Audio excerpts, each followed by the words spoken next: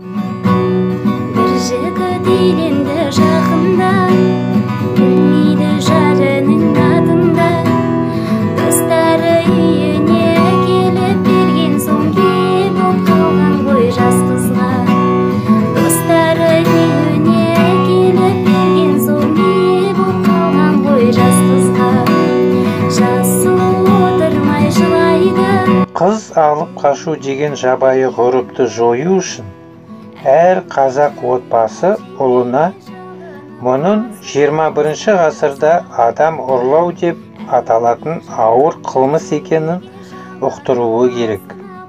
Ал қызына осыған ұқсас қандай да бір жағдайға ұшыраса, еш қобалжымай топты алдарқатып дереу үйімен хабарласуын, сосын басына 30 орамал байлап 40 табалдырықтан аттаса да, адыраспан жағып жолына кемпірлер көлденең жатып алса да, ондай орта ғасырлық салттың сан тұрғысынан жеке бас статусын еш өзгермейтінін ескерте беруі ләзім.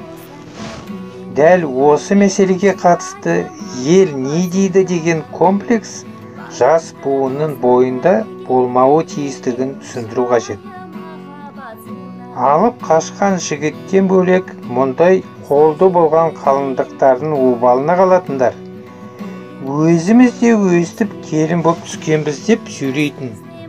Өз трагедиясын енді жаңа құрбанның бойынан көргісі келіп, жанын жұбатуға құштар адамдар. Құрбандар санын көбейте түсетін және бір үлкен фактор есік көріп қойдым. Басыма жаулық түсіп кетті деп ескіше ойлайтын қыз баланың қорқынышы. Ел не десе о десін, одан махаббатымыз кемемейді. Жүрегіміздің төріндегі, көңіліміздегі көгіндегі жұлдызымсың. Өз тағдырына өзін ие тәуелсіз тұлғасын. Зайырлы елдің азаматысың деп қыз баланы өсіру керек. Қалай шабар екен